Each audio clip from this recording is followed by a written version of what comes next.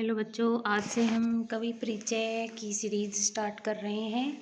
तो सबसे पहले हम गोस्वामी तुलसीदास जी के जीवन परिचय के बारे में जानेंगे। इनका पूरा नाम है गोस्वामी तुलसीदास।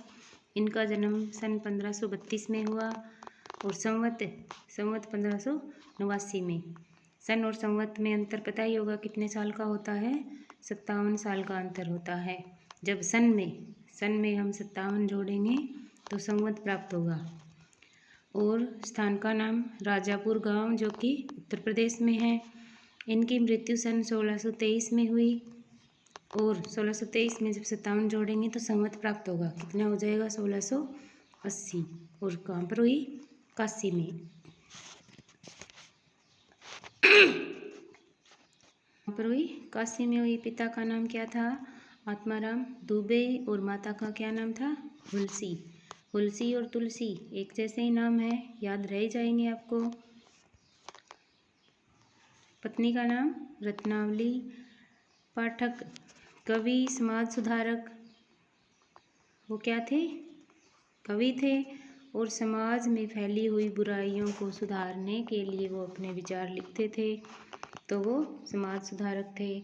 उनकी कर्म भूमि, जन्म तो कहाँ हुआ था? राजापुर में, लेकिन कर्म भूमि कहाँ थी? बनारस यानी वाराणसी, जिसे अब वाराणसी के नाम से जानते हैं। गुरु कौन थे? आचार्य रामानंद। रामानंद इनके गुरु थे। इनका धर्म कौन सा? हिंदू धर्म। कौन सा धर्म? हिंदू धर्म।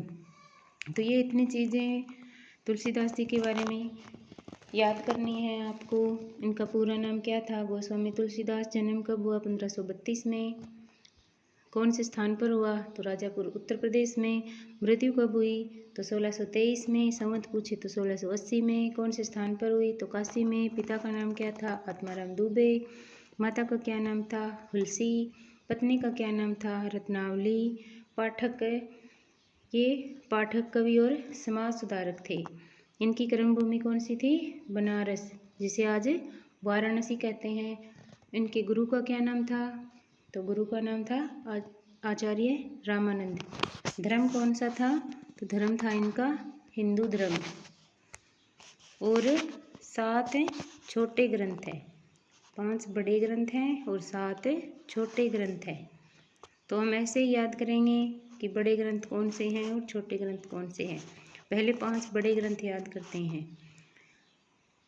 गीतावली, कहाँ पर? कहीं पर गीतावली नाम आता है, कहीं पर राम गीतावली आता है।